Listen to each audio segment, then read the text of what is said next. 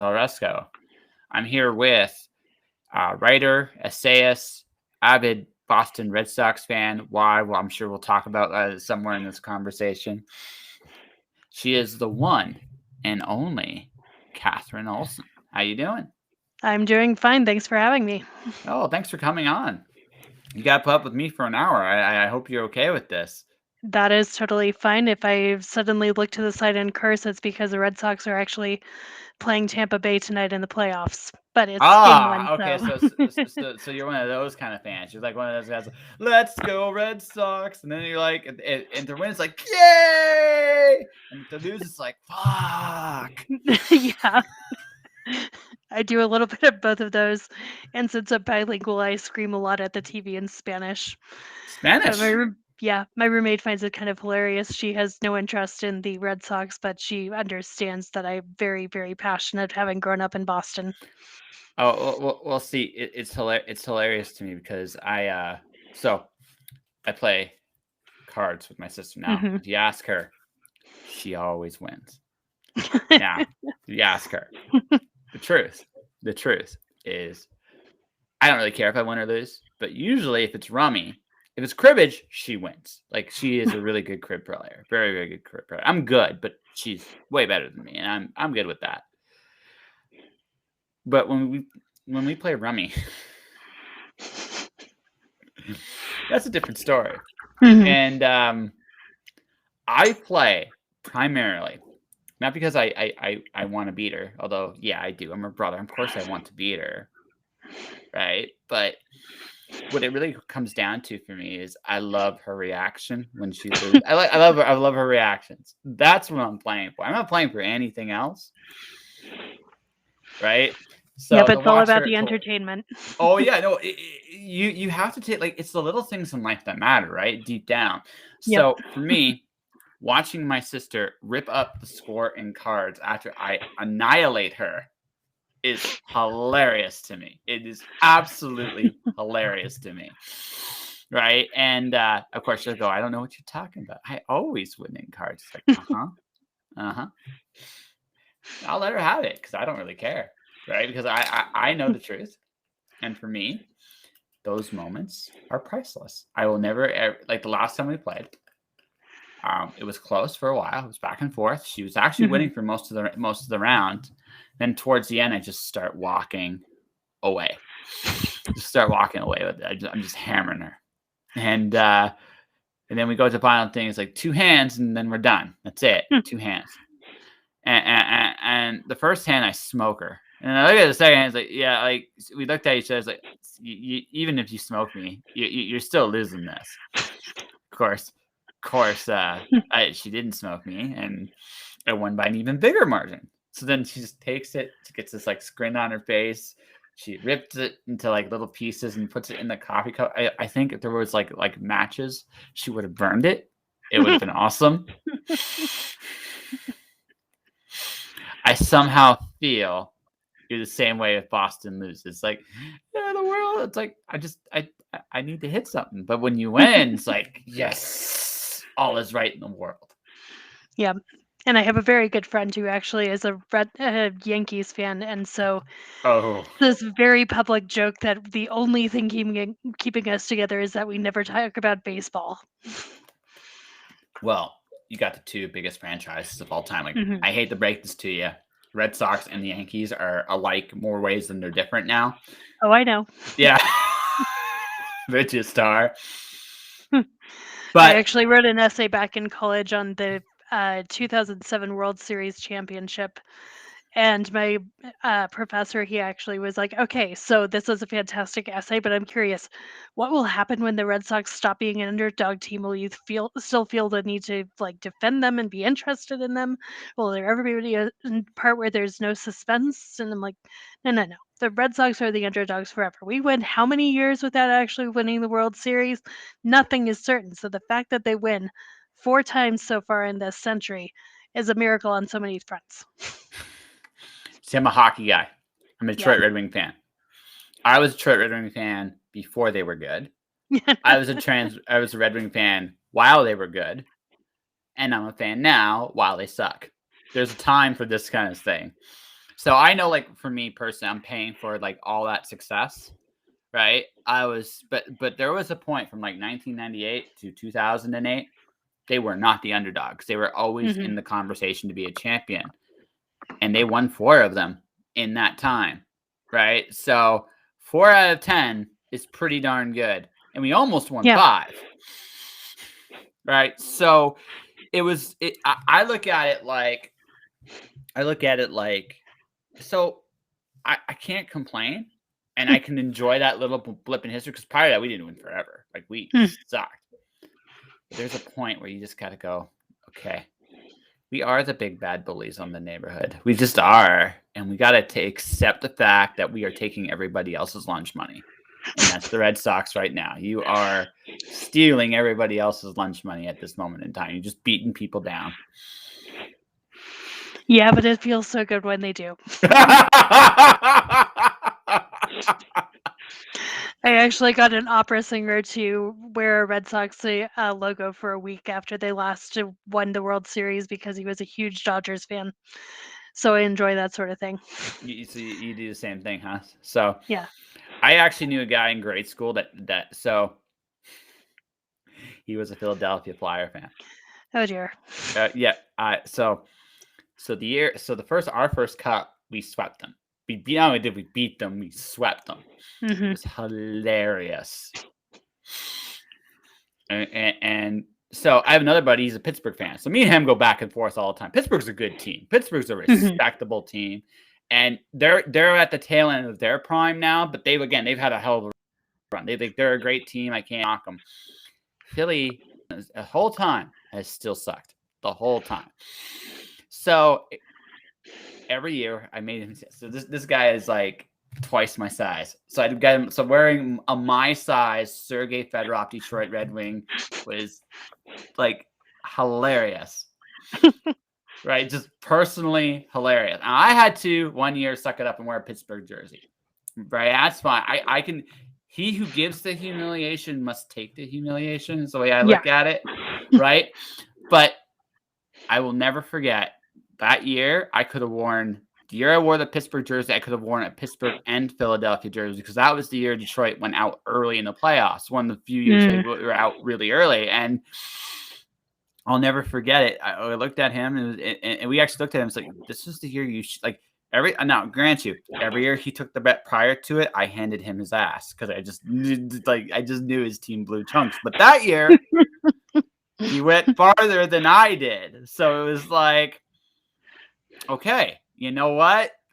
He chickened out right before we started. Like he just backed out. So I wore my Pittsburgh jersey. So, in case you are listening to this, my friend, you still have worn the jersey like 3 times. To me, nothing. Absolutely nothing. Philly will always suck. It's true. It's true. There you go. Well, I will tell you a funny story about Philadelphia. So I went down there for fun not a couple of years ago. It's now almost 10 years ago. And since I'm a Red Sox fan, I'm like, okay, I should make a pilgrimage to their ballpark. And I went on a tour, and people found out I was from Boston.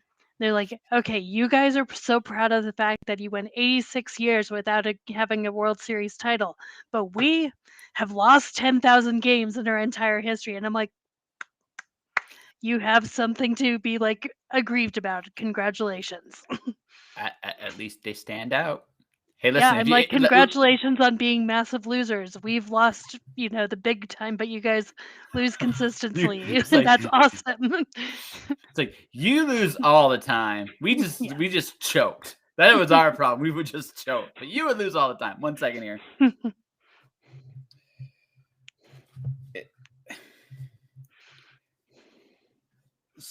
You do realize, even though we're making fun of Philadelphia right now, that if they finally do win, they are truly the underdog story at this point, especially the baseball team. Yeah. Especially the baseball team. The hockey team has shown signs of being good. Baseball team, not so much. So if the baseball team ever does actually win and wins all the way, they will truly be quintessentially the ultimate underdog. You're going to have to accept that. Yep, that's why I play. And well, I don't play. I root for one team in each of the leagues. So I have Philadelphia and Phillies in the National League and Boston Red Sox in the American League. That way, if I can get someone to the World Series, I can root for them, pretty comfortably. So who do you root for if they both play each other in the World Series? Boston, because I mean, it's just Boston. I'm sorry, but if it's Boston, it's just going to, well, yeah. That's fair. That's fair. I have to say, the reason that I got into all this sports stuff in the first place is because when I was growing up, the head of my local congregation at church, he was actually a sportscaster as his day job. And so, if you wanted to understand any of his lectures, any of his sermons, you had to be up on current Boston sports. And so, he would like be talking about something and be like, repentance is this one game 2 years ago. It's this situation with the Boston Red Sox and the Washington Nationals. And we're like, yeah, totally. I remember that. And if you didn't, you really kind of got lost.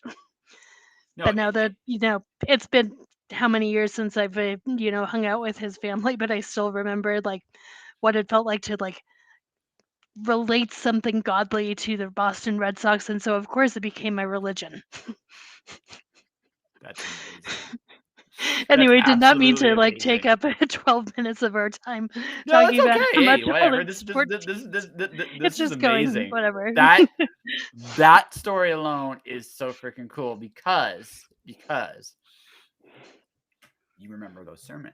I know you might not remember all about that sermon, but you damn sure know what games he was talking about. You're like, and that so it's stuck, right? So I mean, Yeah. right? I mean, I would go to sermons on certain congregations, and I would take a nap because It happens. Yeah. Well. I look at it like this. When you go to church, not every sermon's about you. And sometimes God's okay with you passing out in congregation. Your parents, not so much. Maybe your grandparents, not so much. But I somehow feel God doesn't mind because it's just one of those things where it's just like, you don't need this sermon. Now, there are other sermons, and you remember I remember like you remember stuff like the big stuff that happens in church. Like, for example, in my case, I still remember the time God knocked me on my ass. I'm gonna hear about this. Well, you know how sometimes you put the hand on the head and then people just fall? Like that. Yeah. That stuff's real. So this is where my first exposure to what strength actually is. Because strength is not people going like just held down with sheer force. Do you know how someone's really got you? When it's gentle. That's when you know like you are nothing you can do. Because if they gently are holding you down in place and you ain't moving, you ain't getting out. There's no way you're getting out. If they have to force you down, you have a chance. There's a fight there. When it's gentle, you got nothing. Like you're just gonna sit there, and you're gonna sit there as long as they want you to, because. So I mean, the most profound thing I learned about that particular thing is I'm afraid of God.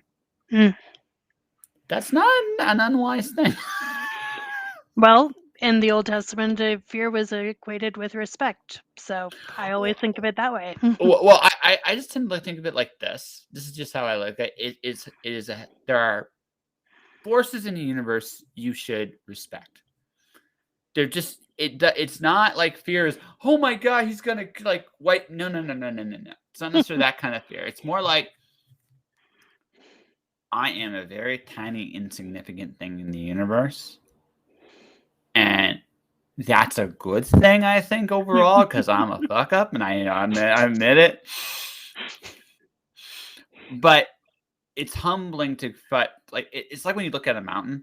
It's humbling to look at a mountain because a mountain is this giant thing of rock that you ain't moving. It's there to be enjoyed and admired, and if you're crazy like me, try to climb.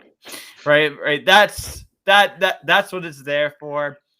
And you respect the force of nature that is out there. Now, you're not afraid it's necessarily going to do anything to you because, let's be honest, right? you're not that Life does not important. imitate Tolkien also. Yeah. Right? You're not that important. So you just like it's Yeah. there, but you got to respect that it's there. And that's a healthy fear. Right? That's Yeah. actually a healthy fear, right? Like knowing what your limitations are, right? And that's a big thing. And you know, some of us are like, I have no limits. Like, no, you do. Because but it's not like you have the potential to do anything you want in this life. You have that choice to do whatever you want in this life.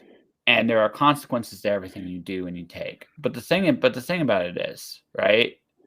We all have limitations, obstacles, and challenges. Hmm.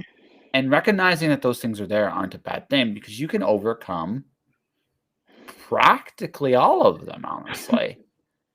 But you got to be honest about what's there and what are you good at and what you're not good at. Like for me, I have a big mouth. I'm good at this. So me being silent is not my like be quiet forever. I'm not built that way. I'm built to be I'm built to be loud. And I've cracked you up a little bit with that one. I'm like, I can tell that you're a talker and that you've got a loud mouth, which is not a bad thing. No. No, I actually think it's something I think in general authors need to work on. Yeah.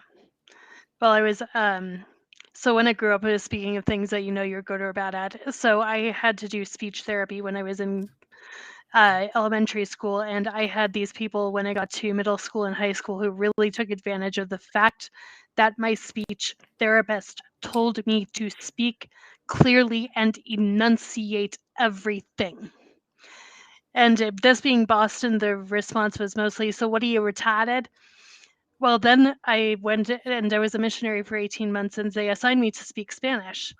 And I come back from being a missionary in California for a year and a half, and all of a sudden, my tongue was just like completely unloosed. I could talk fine. I could talk like speedily. My mom's like, "What's your hurry? Why don't you ever talk like a normal person?" And I'm like, "Because no one ever talks slowly in Spanish." And so now I can't stop talking fast. Now I understand why you curse in Spanish. Now I get it. I get it. Yeah. You did what we all do when we learn the language. You learn all the dirty words first because that's the best way to actually learn. and you met some people from Spain and they were cursing. It's like what the like, and you probably heard it in your head. It's like what the heck are they saying? I know it sounds bad. I need to know what are you saying? So I told you. And you're like, that's bad. Can you teach me how? Yep. But yeah, so that's it. You're also like a kind of being not exactly treated, but you're being exposed to the fact that when I talk about the Red Sox, I get a slightly different accent. Like I drop my eyes, I talk about like Fenway in a different dialect. Like I sound a little more Bostonian when I'm talking about sports. When I'm talking normally, this is sort of how my accent goes. But whenever I talk about something sports related, it kind of goes back to my hometown. So you're like this combination of the Boston like Irish settler and the Spanish nun that curses at their congregation, depending on if they're winning or losing. Yeah. Okay, gotcha. I have at least amused you in this so far in this conversation. I feel like I'm amusing myself more than anything, but I hope Yes. people are enjoying this in general. Oh, it's real, right? Like that's Yeah. the whole point. Like you don't. I didn't do this show just so I could ask just random questions because Hmm. you Lord knows I actually hate those interviews unless they're like again unless they're designed to be short. That's because honestly, like questions don't sound natural. Like if you They actually really don't. listen, they don't. Questions are great for conveying certain degrees of information. So I'm giving away some trade secrets here, ladies and gentlemen. When you are interviewing somebody, you do not ask questions unless you only have a limited amount of time. And so if this has been just a 20-minute conversation, I would have asked maybe 4 or 5 questions, let her talk, do some back and forth, and that would have been it. We're going to probably go about an hour, maybe a little longer. if I just did questions and answers, this conversation would be shit.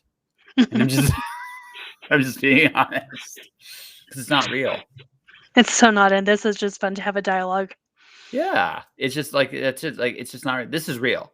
I mean, we talked about dirty words like baseball, God, and we're only like 20 minutes in. I mean, so I'm just gonna ask: Catholic, Mormon.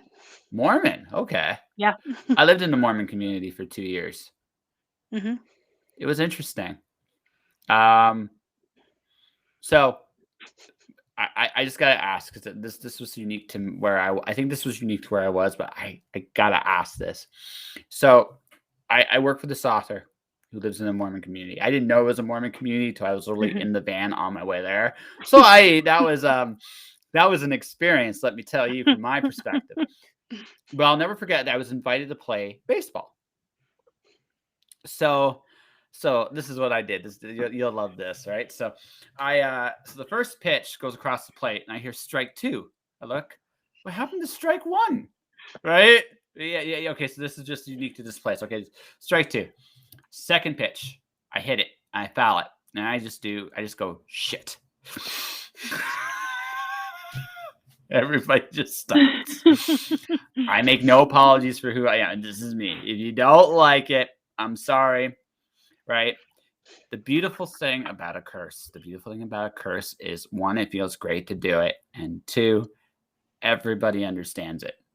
I can be a loquacious bastard if I really want to be, but that's no fun. Right? It's no fun because sometimes they're like, huh? And sometimes you're like, huh? Because you don't know what the hell you're saying either. But this way, it's nice, it's clear, it's distinct. People get an idea of what you're saying, right? And communication is important, right? And you know, I look at it. If God can call things asses, so can I. That's how I look at it. Now, I might be wrong, but that's just how I look at it. So, yeah. So that was my experience. Like, I just knew it wasn't for me because I can't shut up, and 2, it was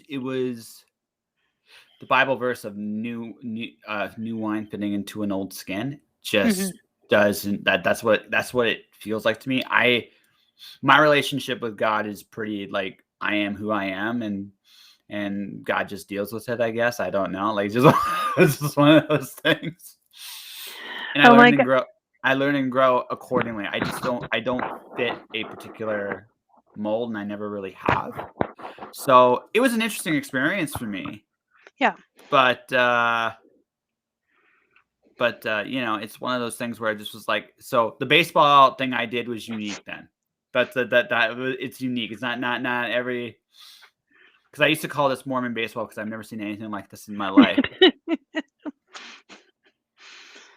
I'm curious because, like, we would play sports at my thing. It was usually volleyball. We would do kickball, but my youth leader was actually a black belt in Taekwondo, and so she got us into martial arts. So you can kick my ass. Gotcha. Just don't turn don't turn me into a balloon animal. That's all I ask. Is okay. It's just don't do that. So sounds good. Yeah, I so one of my again, I'm a cartoon junkie, and then so one of my favorite like cartoons growing up was Darkwing Duck. So let's get dangerous. That's right. So one of my favorites is he wrestled this guy for charity. So the guy actually turned him into a balloon. Like, he actually made him a poodle in the middle of the ring. I was just like, that just looks so painful. I now need to find this episode because I remember watching that show so much as a kid, but I do not remember the balloon. So Launchpad beats the wrestler, takes Darkwing's place in the middle of the match, and beats him with a pinky lock. So that's when you know it's the right episode. Yeah. Okay. Oh my gosh, this is awesome. The brain damage I have, I know. It's incredible, isn't it? The crap you remember, right? Yeah. Well, I remember you were talking about being a loudmouth. I am notoriously vocal about my politics and times, and they do not always line up with some of my other friends because I am not the ultra conservative person that you might find in certain communities. Yeah, Stuart remembers that. Yes. See? That was a good episode too, right? It was a good one. But I was a Sunday school teacher, which first of all, is an interesting assignment for me, but they asked me to do it, and I'm happy to help. And my co-teacher, she's this lady who is now in her 70s, and at this one point she made some comment, and she stopped and she goes, "People, I'd like to apologize for whatever I just said, because I can see Catherine keeping her big fat mouth shut, and that means something is really wrong." And I'm like, yeah, I'm just not going to call you out on it. See, politically, I'm an atheist because I have never seen in my lifetime a system with any honesty or integrity. And it really doesn't matter which side of the fence you're on, it's non-existent. So if you have no integrity, if you have no honesty, I essentially think you're the same. Now it might have a different face, different presentation, but what it ultimately comes down to me is if you're not straight, you're not honest, you're not transparent, you're worthless. And that might sound really cold to some people, but yeah, I mean that's how I look at it. If policies are not in that realm, I'm big on liberty too. But I mean when you get right down to it, but at the end of the day, I like there's no difference to me between Joe Biden and Donald Trump. There's no difference between Donald Trump and George Bush. No difference between George Bush and Ronald Reagan. They are all essentially the same kind of person, and so I'm an atheist. I don't, and in Canada, same thing. Doesn't matter. They're all the same. It's the question. The question is if they're all the same, basically we get to vote for the packaging, and that's yeah. And then I get really depressed thinking about it, and then I have a drink. So that's Well, I'm lucky enough. Like I said, I've got a roommate, and her major was in linguistics, but her minor was actually in political science, and so neither of us is affiliated with a political party, and we find massive things to argue with every presidential debate we watch and that sort of thing. But speaking of ways you can tell I'm a Boston Mormon, is the fact that I knew Mitt Romney from that area. And so people are like, well, of course, you guys know each other. You should vote for him. And I'm like, I met him at church once in a while, and I don't agree with his politics. So no, I'm not just going to be like a loyal little Bostonian who's going to vote for him just because he seems like a nice guy. So luckily, my roommate was like, okay, what are your issues? Where do you want this to be going? And I'm like, okay, here's what I want to do. Here's what I believe should be doing with like immigration, with LGBTQIA plus rights and stuff like that. And so we always kind of look at what the current availability is for people who are running for office in those areas and just prioritize things. But I'm like, I don't think I've voted for the same party in a consecutive election ever. Romney's an interesting one. Yeah. I'm going to just say 2 words, and then we're going to move on. KB Toys. You don't know that one? I don't know that one. Okay. I'll tell you that one off the air. I'll tell you that one off the air. Put it to you this way. Well, we'll just leave it at like Romney reeked, and we'll just leave it at that. Okay. Yeah. I'm like, I'm not offended. I didn't vote for him. Oh no, it's not that. I just don't want this to be. I don't really want. I get the feeling that while we could talk politics, I don't feel either of us. One, I don't think either of us would change our mind. 2, I don't think you care that much. So, and also, I mean, seriously, I made you pop with the Darkwing Duck reference. So I mean that seems like a more fun avenue than this. Now, if you want to come back and we can talk, this is as much your interview as it is mine. But But we've already talked about the politics of baseball. We've already talked about how much Philadelphia sucks at all sports. So well, we can go on other ways of being contentious. That's right. There's lots of them, right? I'm sure people are saying, how dare you? Philadelphia's a great wrestling town, professional wrestling town. That I will give them. But in terms of the actual, yeah, sports. Yeah, another conversation. Poor Anita, probably just hearing it's like, what the hell? It's like, no, you could, yeah. It's like, I lived in the States. We all have an opinion. Listen, I can't really make fun of Philadelphia too much. I lived in Detroit. Our sports teams blow and have for a long time. Yeah, but you've So got great pizza, so that's why I like Detroit. yeah, we also have a great bookstore. Actually, we had a great Which one? bookstore. John King Books. I've been there. It's great. I had an ex who lived right outside of Detroit, and so he took me there once. Ah, no, like yeah, the one on Lafayette downtown. Yeah. Yeah, that is an amazing store. I don't bring a heavy wallet with me. My money just likes to burn. For those people that have never seen it, John King Books downtown Detroit is not really a bookstore as much as it is a warehouse. It is 5 floors nonstop to the rafters with books. You literally walk into the door where the entrance is. You first thing I always remember this every time I walked in. I don't know if he sold it.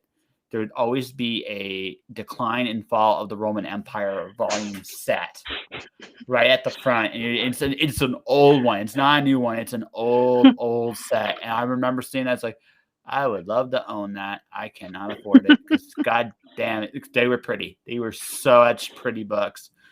And then I'd go up to the science section and I would just like, science fiction section, and I'd be like, these are so old and so awesome.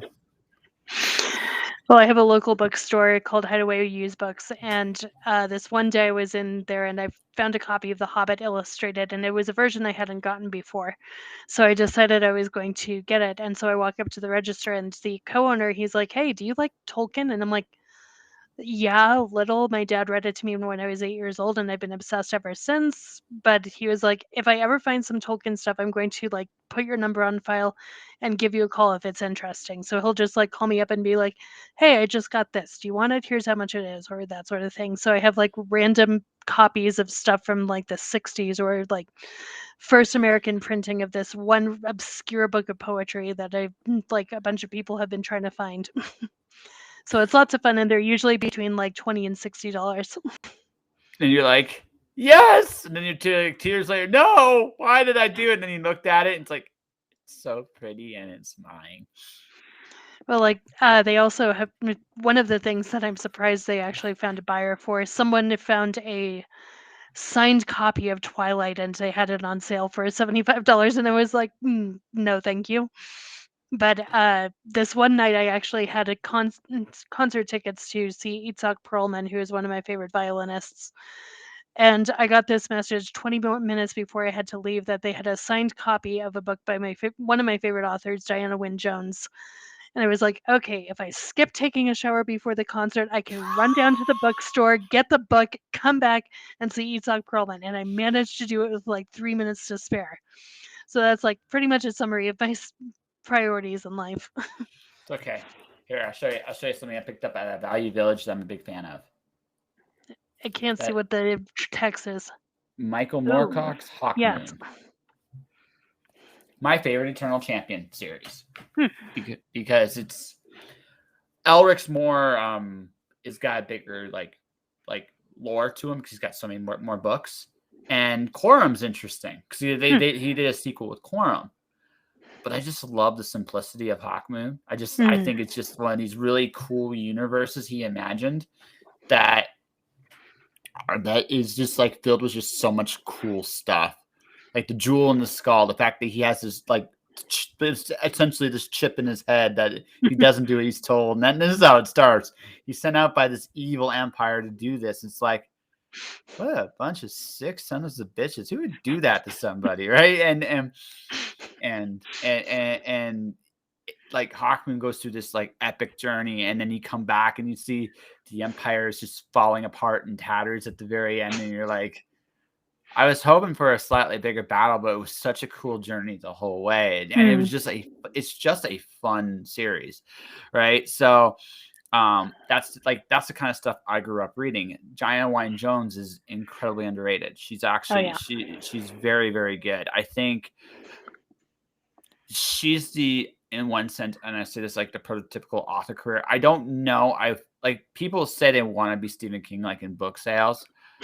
I'm not sure I want the fame that comes with it. Like, there's a reason. Like, yes, you mock Stephanie Meyer's Twilight, but there's a reason she hasn't done much else since, because it's not that she hasn't written other things. She has, and some of them are actually decent. Her Yeah. adult stuff actually is pretty good, Yeah.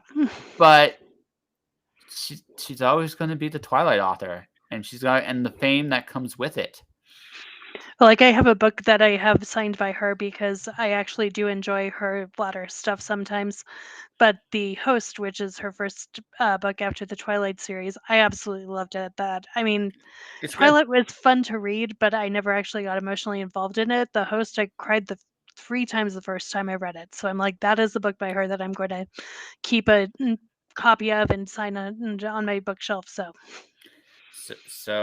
Yeah, like I said, but that's the thing, right? Twilight's what made her famous, and she can't go anywhere now. Even now, she still can't really go anywhere, right? And she never will, because. Mm-hmm. So I'm like,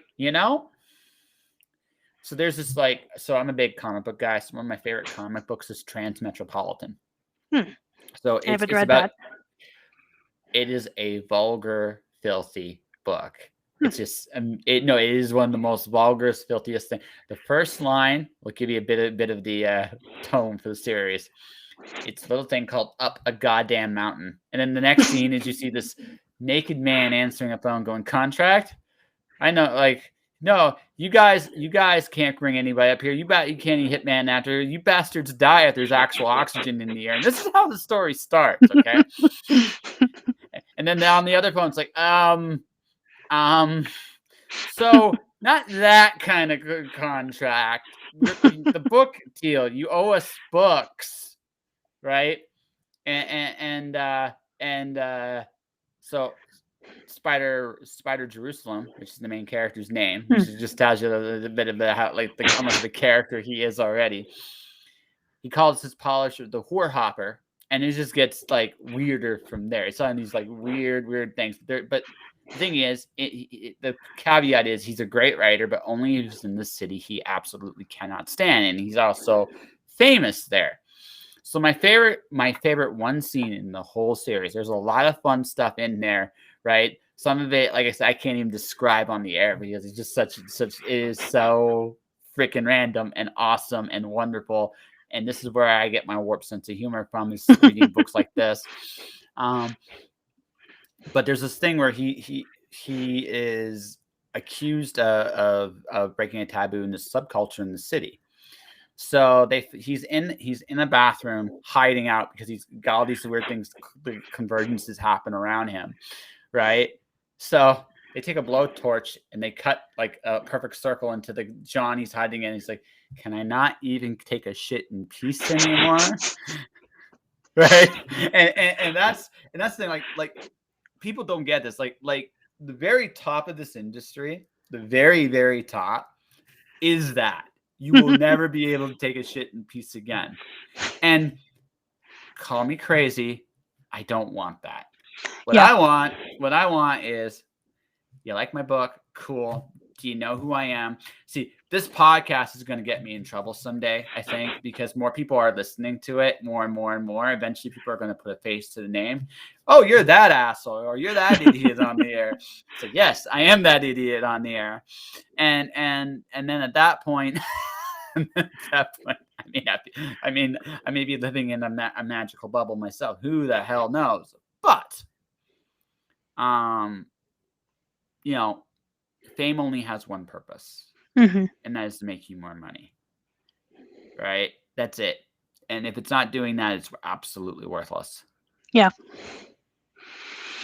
Well, I think I have to agree with you there. I mean, like, I would love to be an international bestseller, but I remember, so one of the things that I still do that I've done for years before I started getting professionally published and stuff like that was I liked to write fan fiction. And there is a Star Wars parody called Pink 5, and I wrote a spoof of it. And a bunch of people responded to it, and one of the people who responded to it was the screenwriter for the latest volume of it. And I was like, oh my gosh, Chris Hannah liked my fic. This is so amazing. And then the director / creator, he's like, hi, I responded before him. So he passed it around to the cast and crew. He invited me to do some backstories for them, and it was awesome. But I went to Star Wars Celebration 4, and people like saw my name tag and they're like, can I give you a hug? I love your Pink 5 fan fiction. I'm like, I don't know how to handle this. And I am one of those people who is not the most like touchy-feely with my friends and family. So having people randomly hug me at a convention because they like the way I wrote a Valley Girl X-Wing pilot, that was just kind of weird. So it's kind of fine for me being like a larger fish in a smaller pond. So yeah, well, it's what you can handle, right? Yeah. But see, this is how I threaten to punish people. Is actually make them fan fiction, because see, I like there are things I don't understand in this world. Like when I've thrown on this on my Twitter account. Who wants to die in my book? Me, me. Just kill me in your books. That's not a punishment. I can do horrible things to you in my books. You're not gonna care. You're gonna be like, oh, it's awesome. But if I make you fan fiction, and this idea came from, of all things, Babylon 5. Mm-hmm. Jakar and Londo, the actors that played a nasty prank on the series creator, J. Michael Straczynski. He said he'd get even with them. So he wrote, he sex changed Jakar and did the Jakar and Londo sex scene screenplay. And that's revenge. That was his revenge on them. And I thought, see, he's got the right idea. If you are going to punish somebody with words, don't put them in the position they want to be in. Put them in the position where, you're fan fiction. You're famous this way. This sex scene is all about you. This is my gift to you forever. That is awesome. Yes. But no, I mean, it's cool. I mean, it's strange though, isn't it's interesting how a property can touch people in certain ways, and reimagining it in a Valley Girl X-Wing pilot that's pretty cool. And I mean, so let's go down that rabbit hole. So sure. I'm assuming you're a huge Star Wars fan then. Massive. So okay, let's go down this rabbit hole. What did you think of the last trilogy? Okay, so I had issues with some of the writing and some of the directorial choices, but for me, Star Wars has always been the story of Skywalker people finding family either informally or formally. So I thought it was a wonderful way to fulfill that trilogy in the purpose for which it was created. And the reconciliation of Ben Skywalker and his need to return to the light, and also Rey finding family when she thought she had none, and the whole thing with her being a Palpatine, I totally saw coming. I mean, I had a million fan theories. So I personally really liked the way that the entire thing ended. I loved Finn. I loved Poe Dameron. I wanted more out of Leia, but what can you do when Carrie Fisher dies on you? That sort of thing. So I have many feelings on it, but a lot of them are just in the context of how it fits into the larger storyline. Okay, so my controversial take. I love Last Jedi. I think it's an amazing second act. It's not as good. It has one big flaw, I think, to it, and only one. If they had done, I think they tried to do too much with it. But I think a lot of the choices in that movie were actually brilliant. I just think the biggest flaw, I think, for the first two movies. First movie, not so much, because the first movie was a soft reboot, but the second movie, you didn't know who Rey was. And I think, and the problem with the second movie is you don't have that gravitas, right? Luke, you knew who he was. Like, you want him, like they did this as a direct like Empire Strikes Back homage, and the theme of failure is a big part of Empire Strikes Back and The Last Jedi, and that mirror is incredibly well done. I also loved what they did with Snoke. I thought that was brilliant. That was unexpected. I did not expect that moment right then and there. And what happened afterwards, like, this is a cool inversion of the twist on that. I like that. And I also love like the fact that Luke gave away the ending the way he did. It was that was, again, there's a lot of brilliant moments in Last Jedi. I was like, it was brilliant in a lot of ways. I think the part about Last Jedi that like I said, but Rey was not a firmly established character, and because of that, the movie never quite hit to that level it could have. The third movie, the first hour is a mess. There's no way around that. The first hour is an absolute mess. It's fun. It's a nice way to it was a good way to tie everything up in a really fun way, and I really liked. And there are things in the last movie I definitely do like, but when you look at the whole concept, with the whole journey of it, I think it could have been better. I think it could have been great. Like I'm just saying, like there was just some small. I really feel like the second movie it's a small misstep. They should have given Rey a lot more agency of who she was earlier. I think the whole trilogy would have been much better if they had done that sooner. Well, one thing that I feel like, I love The Last Jedi, and I love, like, there are so many things in the second movie that are just so mirroring what happens on Dagobah, and there's so many things that are also subverting what happens on Dagobah, and Luke really having come so far, but being held back by things that he's been doing for decades, which is just stupid sometimes, but is understandable. What I feel like they should have done, because, I mean, all of the characters in the main kind of hierarchy have specific places they need to go with their characters, and some of them take longer than others. Poe Dameron, for example, I loved him, but he was kind of an idiot. But Rey, I felt like she could have, if she, like you said, it had a more firmly established character, if she had more agency earlier on, I think it would have worked a little bit better for where they were heading with this story. But I had so many people who were telling me, well, okay, so the problem with Kylo Ren is that he is, having these messages from his grandfather, and he's being lured to the dark side because Darth Vader is his grandfather. And I'm like, no, Anakin Skywalker was his grandfather. Anakin Skywalker freaking died as a Jedi. Those voices have never been from Vader, and once he realizes that, something is going to change. So when then the opening scene of the third movie, they were like, by the way, Palpatine has been the one running all of this, and his only purpose was to make you feel like your destiny was to be like your grandfather. That is the thing that I predicted from movie 1 to movie 3, and so I just, like, kept on punching the air during the first showing that I saw of it, being like, "Yes, I called that! All the people were telling me that it was wrong, but it was right!" So, I had a little bit of self-satisfaction with that. It's cool when you see when you can see a story, like you don't wanna see too much, right? So, like, my movie example of seeing too much was Dark Knight Rises. When Alfred told the vision of Bruce at the very beginning of the movie, I knew exactly where the movie was going to go. The only question I had the rest of the way,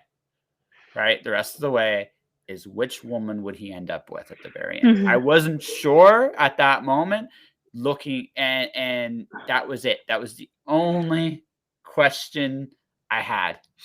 I should not have only that question 20 minutes into a movie. All right, I just shouldn't. Right. Yeah. All right. Yeah, right.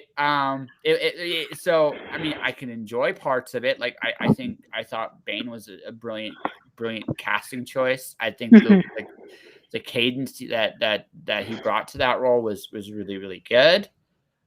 But it didn't matter. It's like, okay, so he's going to beat Batman here. Batman's going to come back and kick his butt here. So, and that's exactly what happened. I knew that was going to be what happened. It's like, I knew he was going to live. I am spoiling this because I don't give a damn. I knew he was going to live. Right? I knew he was going to live. I knew he was going to overcome whatever was here. The only surprise I had was Talia, and that was my fault because I was right there. Now, okay, I'll give him credit for that. I missed that. But everything else is like, so which girl is he gonna end up with? Because he's gonna live through this. I know he is. Yep.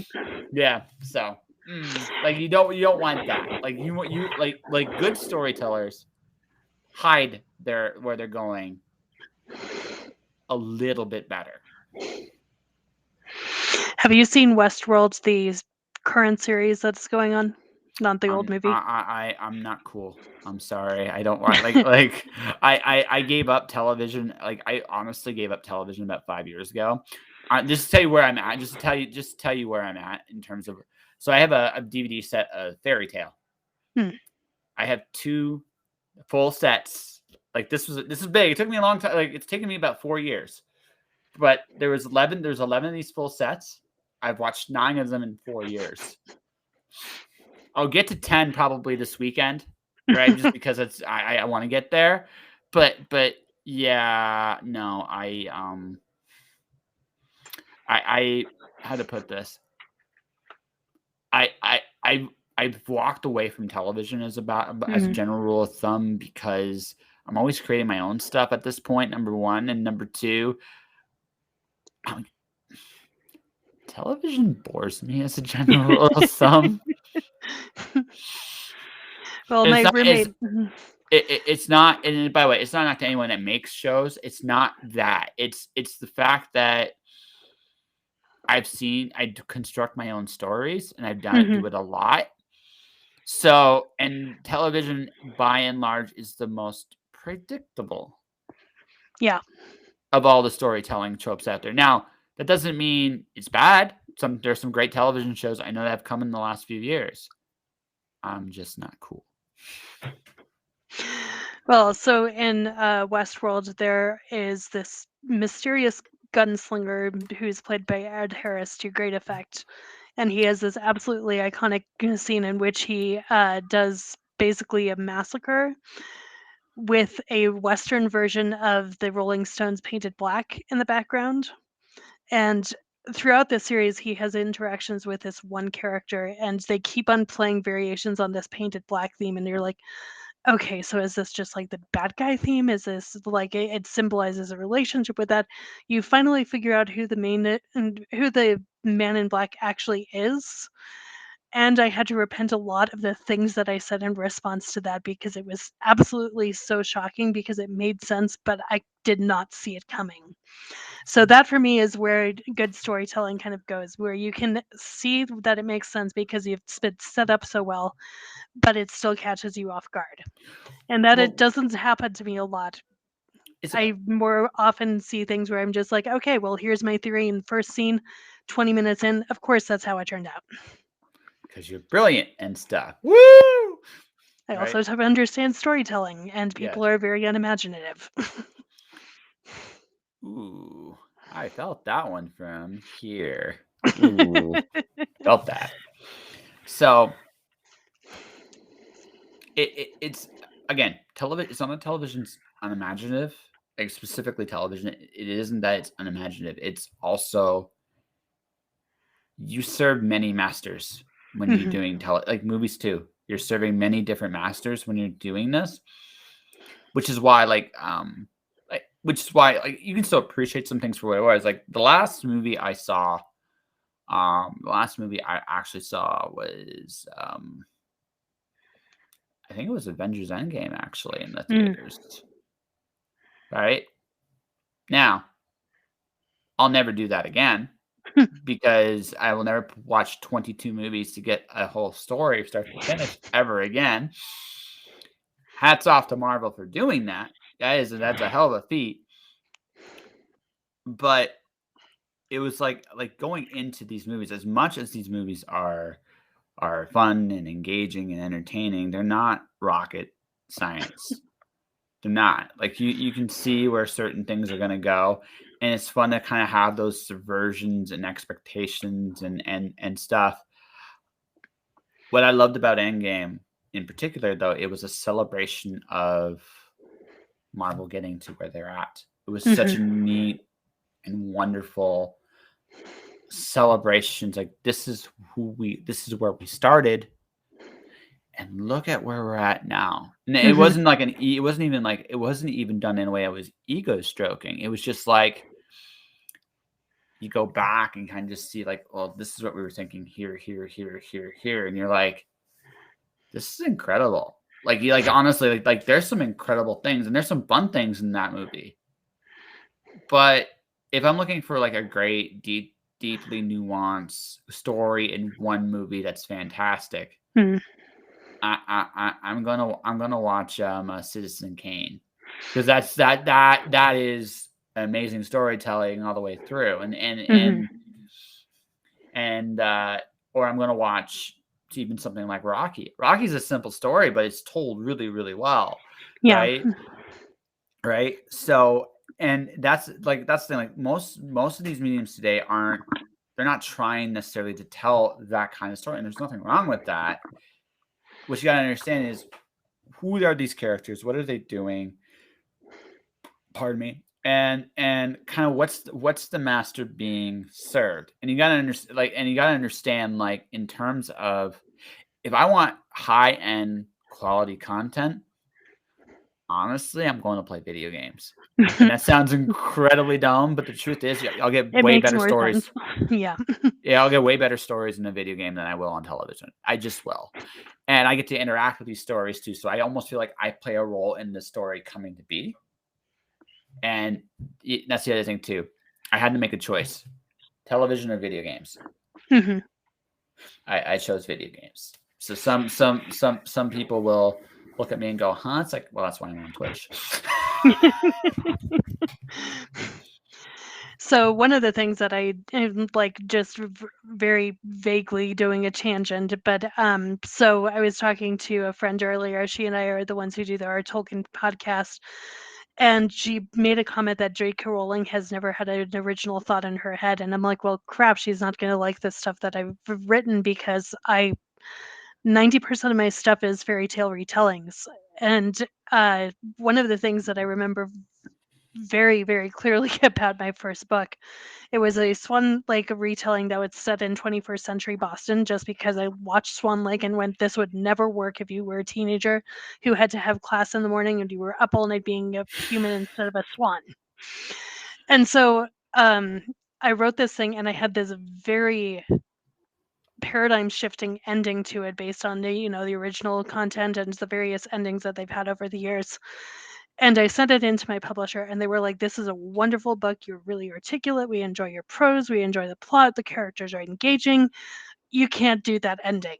And I'm like, but this is such a thing about, the character has to manifest her bravery in this one specific way, and it's really significant to the whole plot if you understood the perspective. And they're like, yeah, that still doesn't work for us. And so it was hard to go back and figure out that it was just as valid for her to have the ending that they wanted and have bravery really manifest in a different way. And it also reminds me, one of the other things that I've retold is the Nutcracker.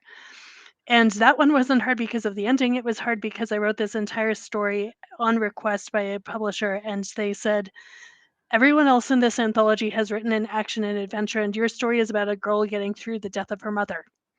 Can you write it as an action adventure? And so I was like, well, I have no idea how.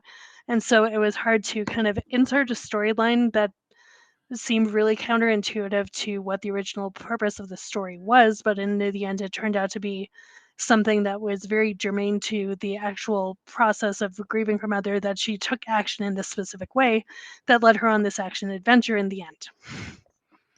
Well, okay, so let's just go down a bunch of different rabbit holes here, because you basically, what we're talking about is storytelling is ultimately about expectations. You get right down to it. I'm retelling a story right now too. I actually, for World Poetry Day, the first 2 chapters of Alice Wonder on my website right now. It's epic poetry. It's Alice in Wonderland mashed up with Greek mythology. Oh, that sounds wonderful. Alice's Pandora. It works incredibly well. I'm working on a development for a concept where, are you familiar with The Sorcerer's Apprentice? Yes. So I was listening literally to the Utah Symphony playing The Sorcerer's Apprentice a few weeks ago and came up with a Cinderella idea in which the fairy godmother is the sorceress and Cinderella is the apprentice. And it works together the storyline of trying to get the prince to fall in love with you, etc., and the evil stepmothers. So I love kind of that fusion of different styles and ambitions and what the stories tell separately and together. So in my case, the story of Alice and the story of Pandora aren't that different. They're not. They are fundamentally the same story. It's just the difference is what happens afterwards. Mm-hmm. Right? That's the big difference. But in terms of the concept, Alice following the White Rabbit, Pandora opening the box, it's the same impulse. It's exactly the same impulse. That's why they fit together so well. So I decided, well, what am I gonna do? Well, it's Alice in Wonderland and Greek mythology, so it's got to be like a horror / fairy tale because that's the only way you could have both. And Alice is surprisingly fun to write.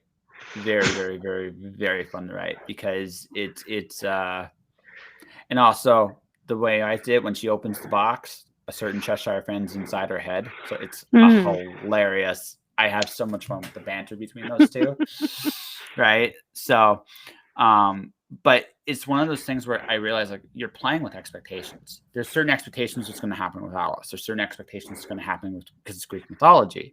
So, what my question is, what am I going to do to merge and mash those in ways that are interesting, all right, that both fulfill and subvert the expectations of there? Because the trick is sometimes fulfilling the expectation is actually the better course of action. We always have that temptation to subvert. But the truth is sometimes actually just following through exactly where you're supposed to go is the better choice. Right? And you got to understand when that is the case. And that's a very interesting thing. Like, okay, so subverting the choice in this case, Alice never gets out of Wonderland. That's the subversion. She never ever leaves. So what would happen to Alice at that point? That's the subversion. The expectation is she somehow finds her way out.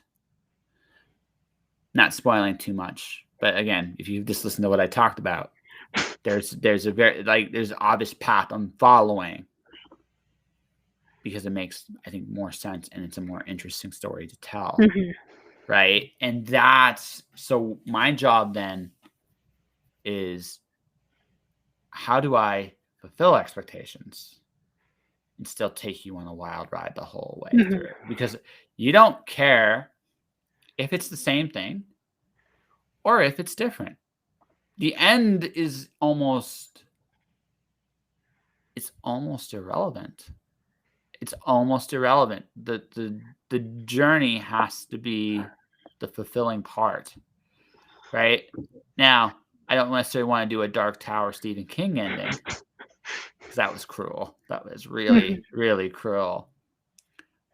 But the journey in that story is what makes that story. It's not the ending. The ending hurts because you know the journey that he went through to get there.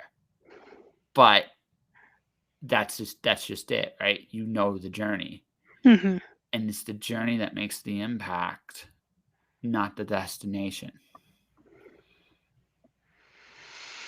I have people who tell me that they read the first page and the last page of any book to see if they want to read it in its fullness, and I just don't agree with that because it is really all about the journey. And yes, you can be impressed by the ending, but okay, so getting back to it, more famous things. When I was this was when I was a missionary in California, and I got this girl who I knew completely hooked on Harry Potter, and I was there when she figured out it, like this big twist in book 3. Well, book 5 came out 1 month and 2 days before I was able to go home and read it because you're not allowed to read books that are religious when you're a missionary. And so she comes up to me, throws her arms around me, and tells me the entire ending of book 5 because she thinks that I've already read it. So I was like, oh my gosh, I am so angry, but I, put it aside. But at the moment I got home from California, landed in Boston, picked up a copy of the book, went to the chapter where that specific spoiler happened, and I read it, and I was like, okay, now I know how it happens. That's the only thing I was really looking for. Then I went back and reread the entire book, and it is so much more important to understand the context of that. And so that's what I think of when I think of, the destination being less important than the journey there. It's actually Order of the Phoenix is actually my least favorite of the Harry Potter books. In terms of the actual plot, I've had a lot of frustration with it. I actually have a different appreciation for it on the other side of two things. 2004 to 2005, where it was with a guy who was very nice until we were married, and then he became very violent, and I now have PTSD as a result of that. And reading Harry Potter and the Order of the Phoenix before having PTSD and after developing PTSD was a completely different experience for me. So that's one of the things where I'm like, okay, it's changed from how I saw it when I first read it, but it still is not my favorite book. My favorite book of the Harry Potter series is book 3, just before a number of the significant plot elements of it. But I actually cosplay Dolores Umbridge, so that's one of the reasons why I like that book best. So 3 is my favorite too. It's his most adult. It's actually probably the best, most heroic things he does sort of the very end of the series. Sort of the very end of the series. It's the most heroic thing he does. Easily. He makes a decision most of us as adults would struggle with. Especially now. I can definitely say like most adults would struggle with a decision. And Harry making the decision he made was incredibly mature. And that whole journey and was set up so well at the very beginning of the book. Because his parents' death truly does bother him. And it hits him in a way that like he lost his cool. Like he lost his temper. And it was like a huge thing. Oh shit, I screwed up. And so they helped him, they fixed him, they understood. And then it's about facing fears. The mentors are literally the embodiment of fear. And then there's this like super like so he's dealing with his pain. And this is in the 3rd book. That's why I think that I don't like the 5th book so much because I almost felt like it was a step backwards. I get it in one hand, but on the other hand, it was just like he kind of dealt with this in book 3.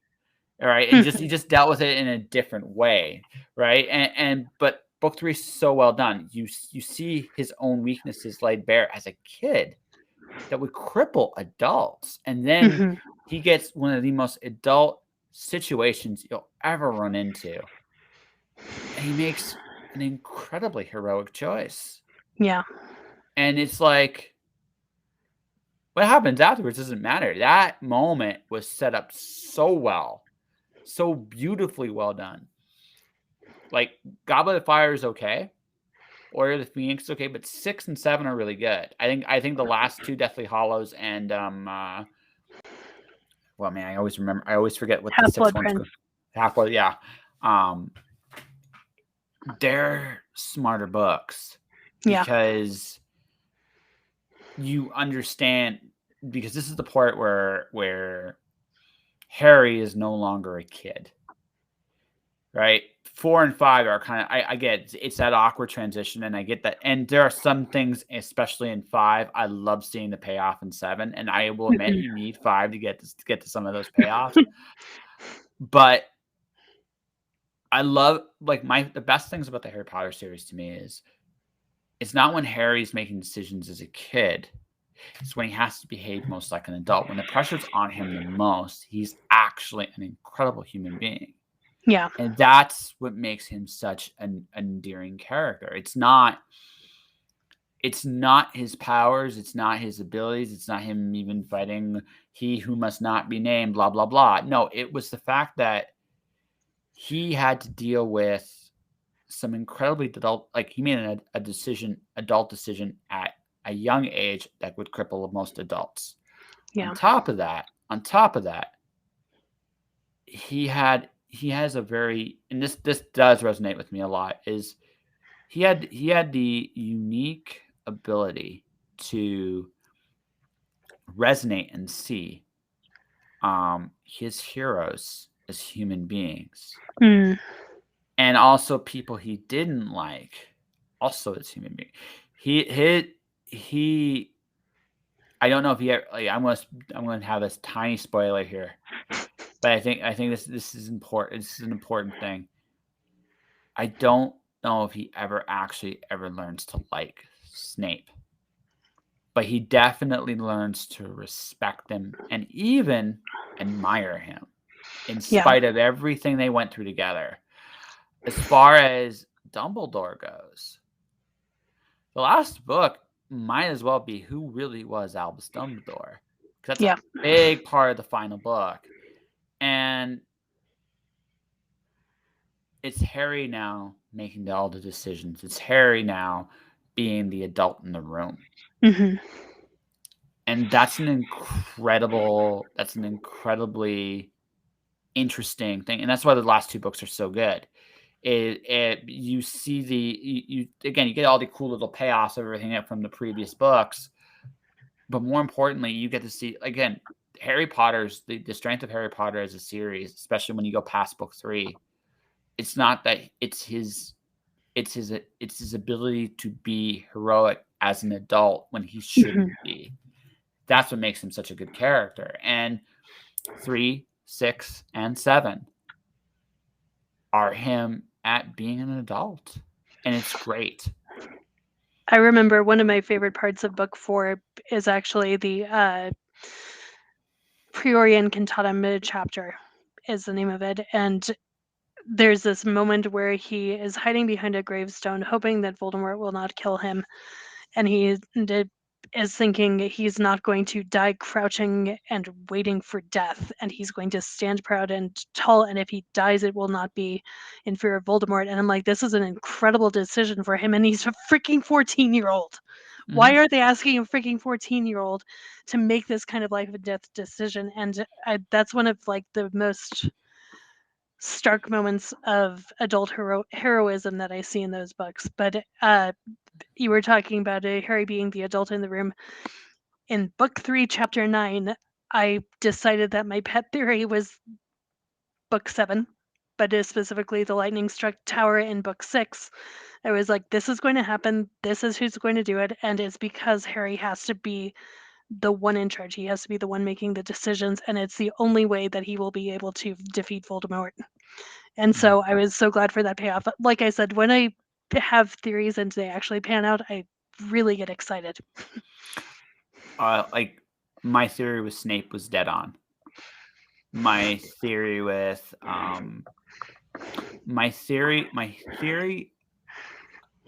Draco Malfoy was the biggest surprise of book 7.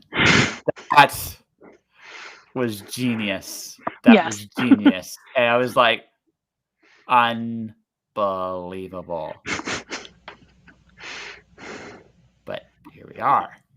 Right? And so, but no, it was, no, like, that's a great series. Like, that is, say what you will about Rowling, whatever you might think about Rowling personally, that series will outlive most books. It's up there. It is probably next to Dr. Seuss and Stephen King, probably the great read of the 20th century. Honestly, as great as many books as I can point out to.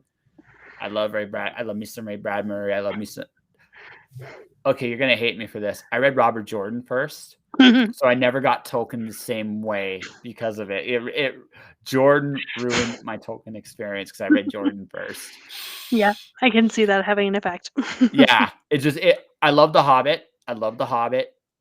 But I also think it's the most direct story he wrote, and I think that's why I like it so much, because it is just Tolkien's a great storyteller and honestly an awesome linguist, but I read The Wheel of Time first, so Lord of the Rings just did not hit me the same way because it wasn't my first. So Wheel of Time is my Lord of the Rings. That's just all 15 books. I hate myself just a little bit, but that's. Now I have to mention that, we're speaking of 6 degrees of separation, but Brandon Sanderson, who finished the Wheel of Time series after Robert Jordan passed away, one, he lives in the same city as me. Two, he was my friend's creative writing professor at the college we both went to, and so like I remember sitting at a symposium committee for a conference we were both attending, and he and his wife arrived late, and so I shared my breadsticks with them, and I was like, "Oh, by the way, I just heard that you got signed on to do the Wheel of Time completion." And he's talking about how he suddenly has groupies for the first time, and so I'm like, I can say I knew Brandon Sanderson obliquely when he was very, very small fish in a small pond. Real Time definitely opened the doors for him, right? Yeah. It definitely did. But he was great even before then. Like, he would have got there Oh on yeah. his own eventually. Mistborn series is really good. I love Really, Mistborn. Though yeah. my heart will always belong to Elantris. So my favorite series of his is Alcatraz and the Evil Librarians. I gave I, my nephew that for Christmas like a year ago, and he is now obsessed with it, and I am so proud. I just think I can appreciate the fact that as great a world builder as Sanderson is, he has a certain sense of whimsy that he does have. I'm really curious. I'd like to see a little of that more in his Stormlight archive, just a little bit more of that, because he's hilarious when he wants to be. And I think that's the really cool, like, very few authors have his range in terms of he can be funny, he can be like, he's good in his wheelhouse, particular wheelhouse. His strength is he understands systems very well. So he builds them incredibly in depth, and he thinks about them, and he thinks about how these systems impact the world. It would be really interesting if I ever get to interview him to talk about his love of history, because the reason I say that is because you can clearly see he understands how important systems are to how a world is governed, and it's really, really, really interesting. I'd be very curious where that came from. It's one of those situations where I look at him and I'm like, yeah, I can see, I love, but his Evil Librarians, he still has a lot of that world building in there, but it's sillier. He's like, I don't need to be this hardcore badass, right? He breaks stuff. Yes. Right. That's his power. He just breaks shit. That's cool, right? And that's right. And so Alcatraz, he breaks stuff all the time, and it's as silly as it sounds, and it's glorious, right? My And favorite of it's the like, powers in the family in that book is the guy who always arrives late to things, and the way that plays out. yeah, no, it's just, again, he gets systems, but that book, he's like, you know what? I don't need to have a serious system. I can have fun with it, and I really dig that. I think it very much, it actually reminds, what it actually reminds me of? Piers Anthony Xanth. It's what it reminds me of. It reminds me of Piers Anthony Xanth a lot, except Piers Anthony Xanth had this tendency, like, so you read the first 5 or 6 books, and you recognize the fact that essentially every character has a similar arc, right? They go out and they're on this quest to do something for Xanth. Along the way, they meet somebody, they fall in love, get married, and then their kids do the same shit they did. All right. And it's pretty funny to watch this whole thing play out. And it's like, but after you read a certain amount of them, it's like, okay, I don't need to read anymore, because he's basically doing the same thing. And again, I don't fault Piers Anthony. If someone throws me money to tell the same story over and over and over and over again, I am that kind of whore. I'm not going to lie. Right? But it's one of those things where you just, as a reader, you've seen it. Like, so, like, there are certain, I understood why Terry Pratchett changed things up in Discworld. I really did, because he was like, I can do Granny Weatherwax stories all day, but I don't want to do a Granny Wax story all the time. I want to do death. Give me the Night Watch.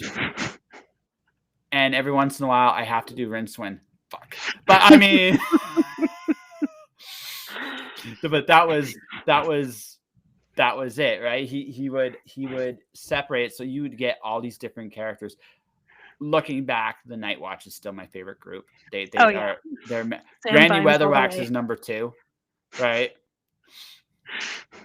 My favorite character is Death, of course, because it is Death, and Death's in every book. It's the one caveat you see with Death is he is literally everywhere.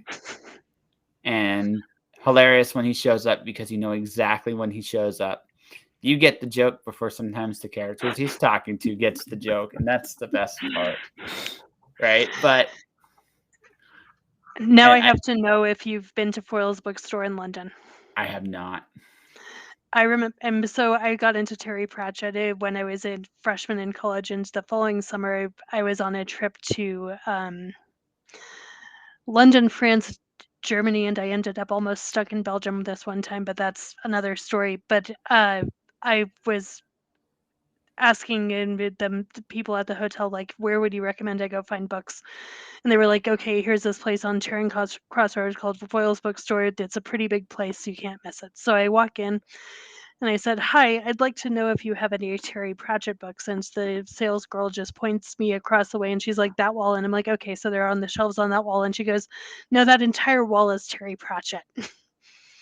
You talk about bringing a wallet and leaving with it a lot lighter. That was my experience there. You're like, it's all so good. My money. Well, this was back when like a lot of them weren't being published in the United States. Like I had Mort, I had Pyramids, I had a bunch of things that were not published until a few years later. And until I'm at that point now where I'm just spring cleaning a lot of my collectible stuff. But I was a huge Charles DeLint collector because he's hard to find. Some of his stuff is excessively hard to find, and I found most of it. Almost all of it. The only stuff that I was down to was the really expensive Subterranean stuff that's never been reprinted. Mm-hmm. I'm not made of that much money. But there was a time like Pratchett was nearly as hard to find. So there's a London, Ontario had a bookstore just recently closed, unfortunately, called City Lights Bookstore. Cool bookstore. So you come in, it's like this wooden floor. You step, there's this one part, it would just always be like this little like thing, and you could hear it creak every time you stepped on it. You were always afraid you'd break the damn thing. They had one of the biggest science fiction sections in the back. So it's where I started both my bad habits of getting Terry Pratchett and Charles DeLint. And can you hear me, by the way? Because you just kind of you kind of froze there. Did she freeze? She froze, ladies and gentlemen. Hold on a second here. Okay, I think I'm back. Okay, you are back. So I'm gonna go with like part of it would creak and go. And in the back, there's this giant science fiction. So I started both my bad habits of Charles DeLint and Terry Pratchett at the same time. And so I'd come in and I'd ask her about one or the other. And the bookstores most of the time would laugh at me because it's like, or we'll have the common one, the ones that are available everywhere. Here you go. And every once in a while, you'd be like, nope, I'm taking this now or I'll never see it again. So, and that was the thing, right? Some of those books were so hard to find. And then eventually Pratchett became this giant monster that everybody knew and loved. And then his books got printed everywhere. So it's like, okay, he's not so hard anymore to find, right? DeLint is still hard to find, even to this day. It's just like, right? But credit to, I mean, it's a testament to both writers that they're as good as they are. But yeah, Pratchett was smart. You see, he's like, I'm not going to be just a one-trick pony. Oh no, I'm going to be a 5-trick pony. That's right. That way, I will never be bored. I will never ever be bored because you don't say what you will about Orson Scott Card as a person. He's done Ender's stuff for so long. I almost pity him because he can do so much more, and I've seen him do so much more. It's just like, why? But I get why. He's getting paid. And then Alvin Maker's almost as bad, right? Almost as bad. He just keeps going. It's like, just can you do something else? And he's like, my publisher is feeding my children. I have to do this. And I I remember. almost I Okay. can just swear I hear tears, like, just like tears coming down his face. Some authors like Arthur Conan Doyle is a trap. Arthur Conan Doyle is the trap to avoid, because he got to the point he was done with Holmes, and Holmes wasn't done with him. Yeah. And you could tell he became to resent and hate it and did everything he could to kill it, but he ended up making more money, which probably was just like this weird downward spiral thing. It's just like, I can't get rid of you. Why can't I get rid of you? I killed you, and they made me bring him back. It's like the bad boyfriend you dump and then you can't get him out of your building. But yeah. That's a story. I can hear it. I can hear it in your voice. That's a story. You don't need to share it, but there is a story there. I can tell. Well, so my favorite of Orson Scott Card's books, like I enjoy the Ender one, but the one that I really wish he would do more with is the book Enchantment, where a young man stumbles into a fairy tale and he's still a young man in modern day New York and sometimes Russia and that sort of thing. But I really loved that universe. I loved the love story. There was so much with that. But I will tell you the funny story. I'm a Boston Mormon. I went to an evangelical Christian high school. And in order to dissuade me from practicing my religion, they decided to censor the Mormon authors out of the library at my school. And so I found all of Orson Scott Card's Ender books in the discard pile this one day. The library told me because it was because of his religion. I was like, okay, yoink. And I took them all from the discard pile and took them home and read them to Screw with Her.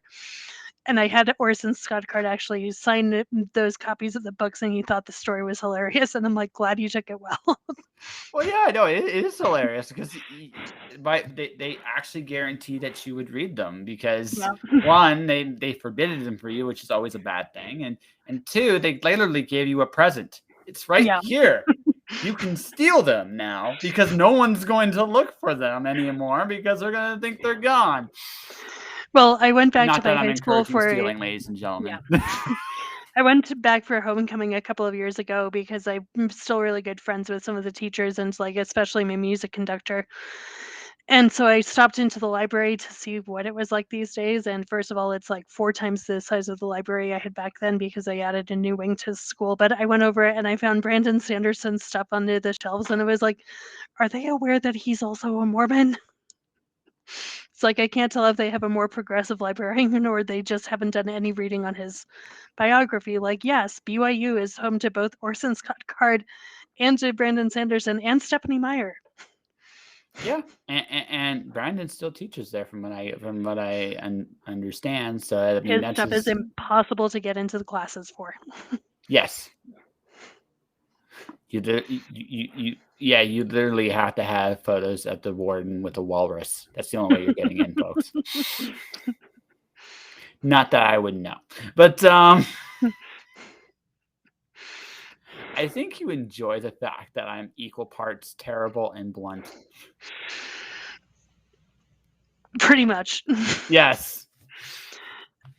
I have to explain why. So, you know, it's not high fantasy or sci-fi or any kind of high storytelling, but it is sometimes very profound. And 12 years ago, I said that if they did another Transformers movie with Sam going to college, he should have conspiracy theorists as roommates, since they need to like have all these ideas about the giant alien robots that are out there and where did they come from, not realizing that he's driving a freaking alien robot as a yellow Camaro. He's best friends with a semi truck who is like Jesus, basically. And then they gave him conspiracy theorist roommates. And so I started writing this fanfic as a fun thing. And 12 years later, we have 5 authors, we have 67 stories, et cetera, et cetera. But now I'm trying to remember where I was going with this. I don't know where you're going, so I can't help What was you. the last thing you told me? I said I was both blunt and terrible. That's it. Okay. So the thing that people are weirdly entertained by is the fact that these 5 authors, 4 of us are, college educated women who like take our jobs very seriously. And on Sunday nights, we and our friend's daughter, who's 15, no, she's 16 now, but she was 15 when she started. We sit down and we write these stories from the perspective of 19-year-old college guys who are kind of a little bit weird. And my one function in that, like, I'm good at the humor. I'm not as good at the profound storytelling about like the destiny of Optimus Prime and Sam's role in the whole thing. What I'm really good at is writing just the weird dialogue. And so I'm blunt and terrible, and it makes people absolutely fall out of their chairs laughing. So I'm a little bit like that. So I just hit you the right way then, because you're like, Yes. I'm not alone in this universe. There are other terrible people like me. There are like sections of our docs because we do everything in Google Doc, even though we're in the same room. But I will find these brackets that it says something about the line of dialogue, and then Catherine, room me this up, which means I just need to make it snarky and weird and oddly profound if you look at it in the right way.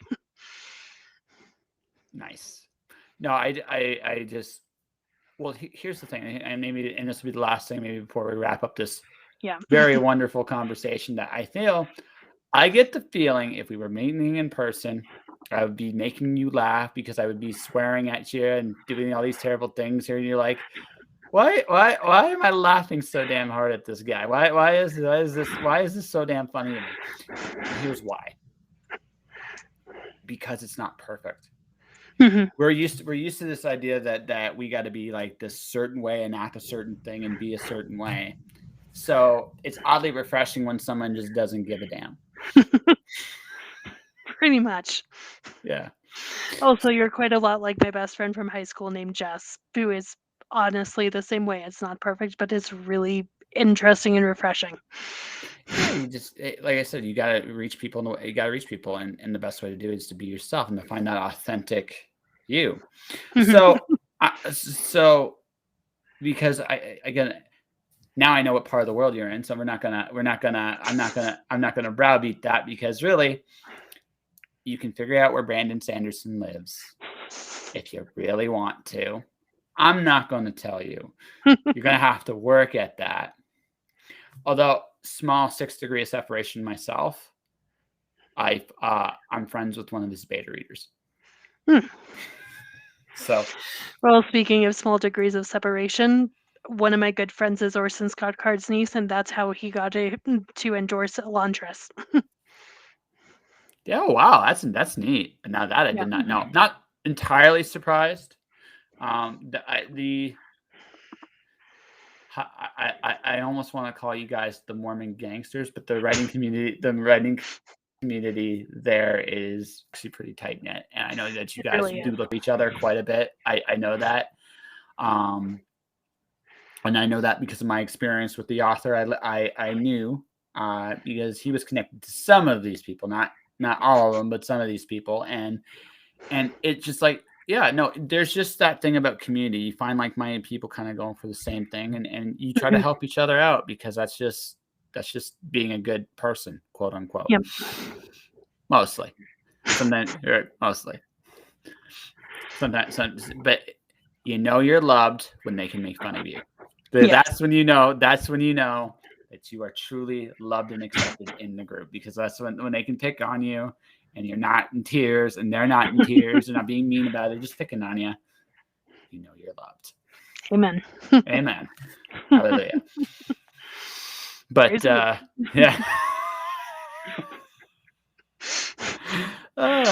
You're hilarious. Anyway. You're hilarious.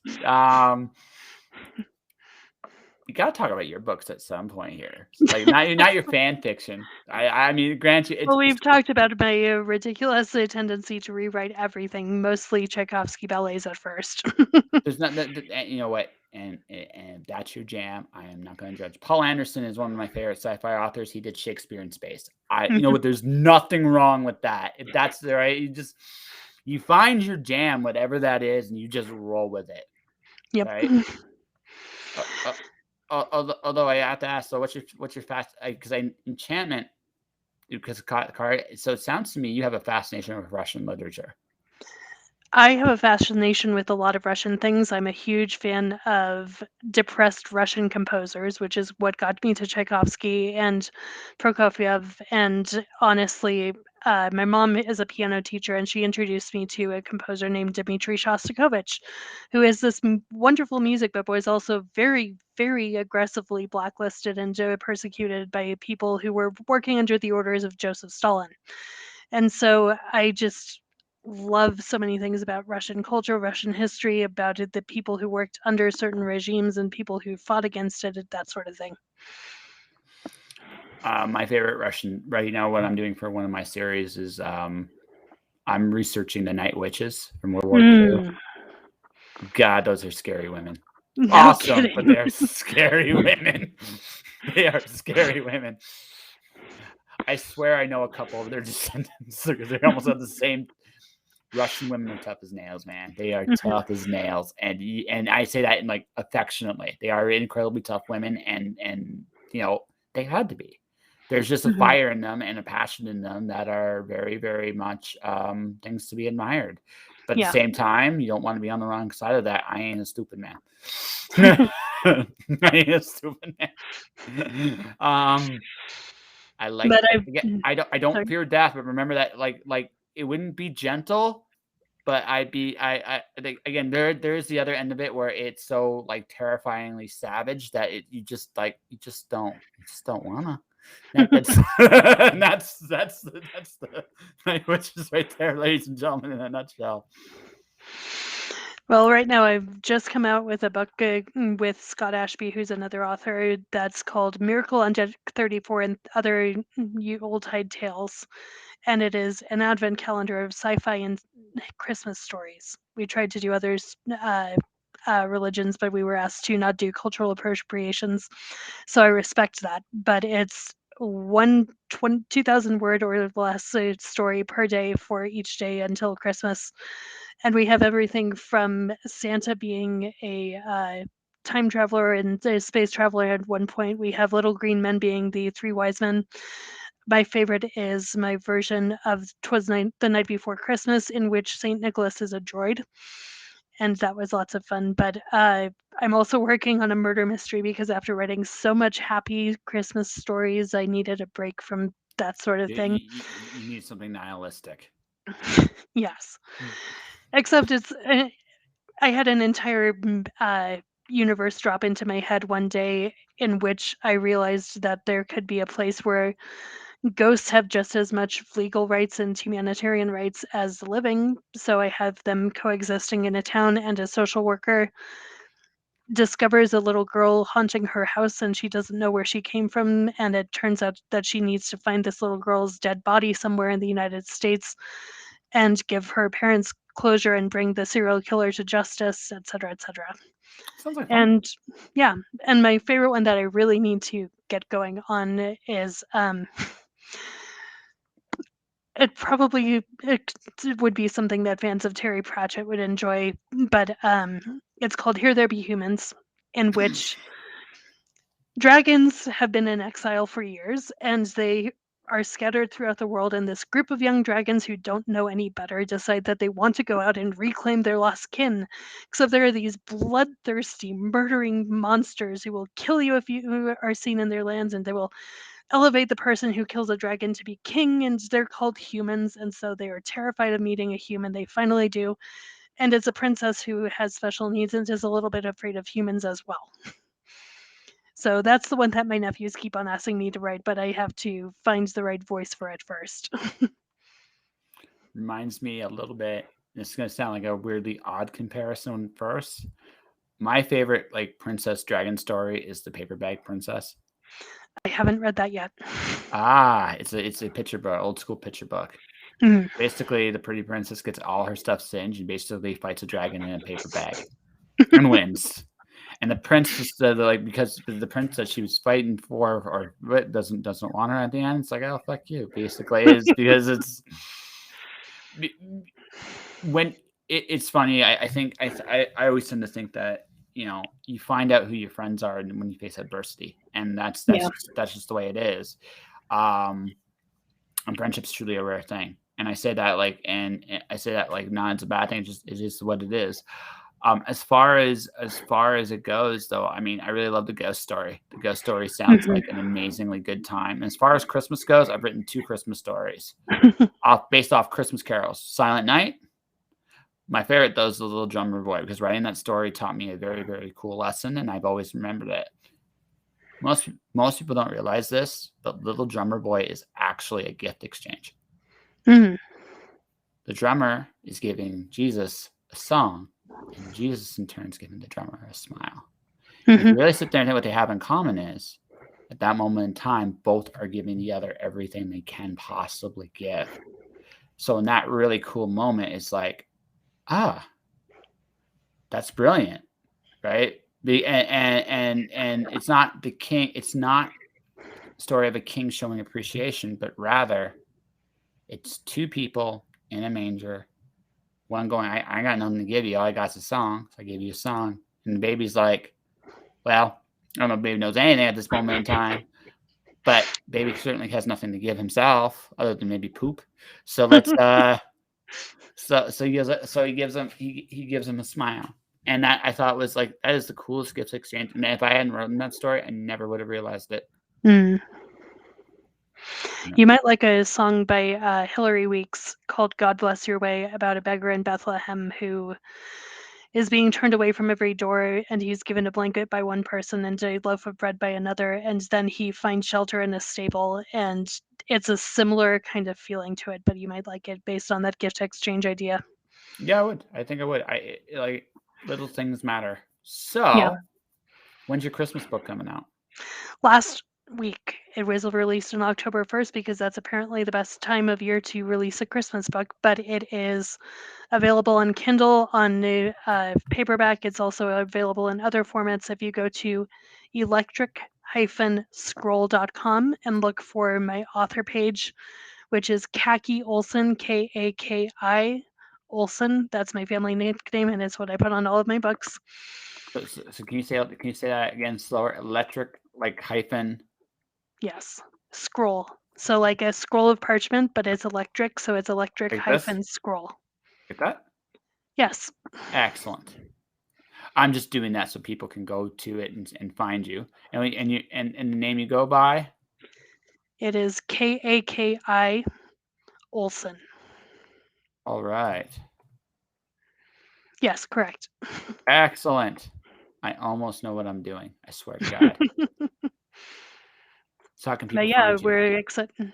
You can find me on Twitter at Kakio Creative. You can find my website, kakiolsencreative.com. I know, very original. And I'm on Instagram as well as Kaki Olsen Creative. And on Facebook, I am just Kaki Olsen. There we go. And if any of you are going, should we stop talking about writing and please talk more about Tolkien, listen for the podcast A Sacred Fellowship. Okay, so it's on pretty much every platform we can find. We did not talk Tolkien this time. Now, next time you come back on the show, we'll have to do a Tolkien talk, so I'm a C.S. Lewis guy. I think me and you would probably have a very good conversation back and forth. The two, probably the biggest, arguably the 2 most bigger fiction authors of the mid 20th century at the very least. Mm-hmm. But for those of you watching, listening, however you're doing this is my conversation with Kaki. I'm going to say Catherine Olsen, mm-hmm. right? Who I think I made laugh quite a bit with how silly I was the whole time. And she's going to find that Darkwing Duck episode. So she knows what I mean by not turning me into a balloon, because I am quite brittle. But to everybody watching, listening, thanks for watching, listening. I want to mention my sponsors real quick before I go. Golem by Paul Oliva. Definitely check a look at that. Like I said, check the episode description, especially right now on my podcast. You can definitely pick that up. And then there's Wiggers, the Well-Dressed Wombat by Jenna Green. That is a picture. If you want to learn about high fashion, like, this is literally the place to go. So definitely do that. As for me personally, well, Alice 1, my sequel to Alice 0, comes out December 1st. You can see a little preview back on my website right now. You can support this channel by hitting the like and follow button on my Twitch, twitch.tv/justjoshingpodcast. My YouTube channel is Joshua Pentello Wrestle. Click the like, subscribe, and enable notifications. Interviews here eventually do end up there. It takes a while, but they do get there. And for everybody else watching, listening, thank you very much for watching, listening. Tomorrow's Drink and Draw, I'm drawing skulls.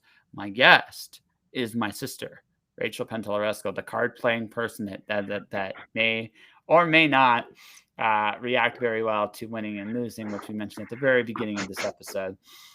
We're going to be doing a special drink and draw. I got only 2 guests next week. We'll talk about why when we get there tomorrow night. But in the meantime, you guys have a great night. I'll see you guys tomorrow night, 8 p.m. Be there.